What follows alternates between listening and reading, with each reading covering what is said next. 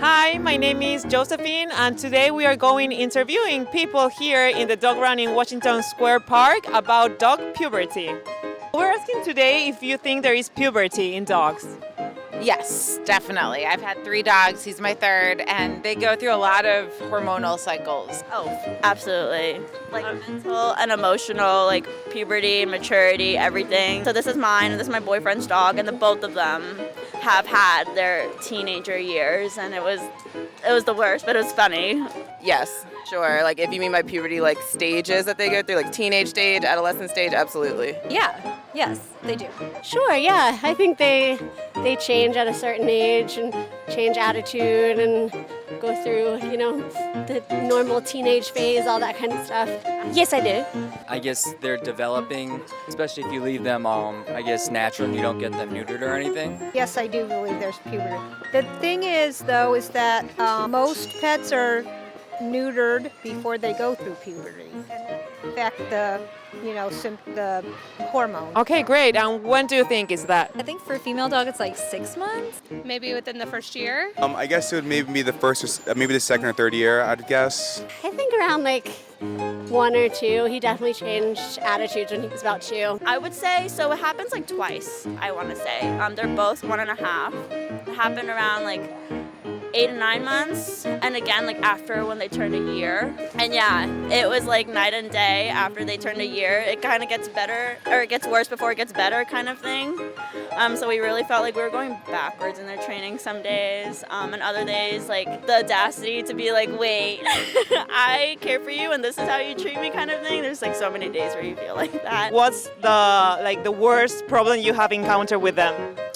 Sometimes they like to play when they're in the streets instead of focusing on like getting somewhere. So sometimes they can have a little too much fun, but that's still a good thing, not so bad. Like his terrible twos and like destroyed everything in my apartment.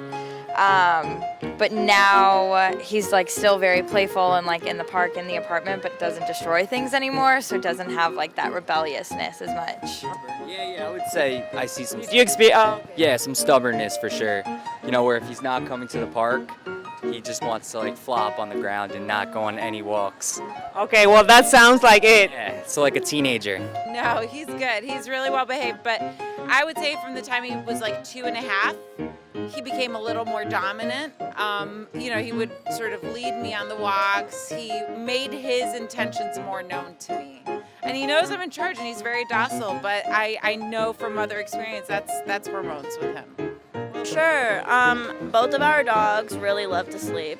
Mine, he likes to sleep in. Ever since he was a baby, like never woke me up in the middle of the night to potty. Worst problem would probably be the attitude. They have attitudes. It's funny. Like you ask them to sit and like you've practiced it all the time, and then they just all of a sudden choose like not to listen to you. And He was a crazy, crazy puppy, and now he's a pretty chill dog. He's calm and destroy everything. He'd, cry once I left, everything, and now he hangs out, sleeps on the couch. He's calmed down a lot after 2. He would hop like he's like toys or his bed. So yeah. Yeah, it was frustrating because I felt like I trained her on things and she forgot, and then we had to go back and retrain her. So yeah. And now she's like good again? Yes.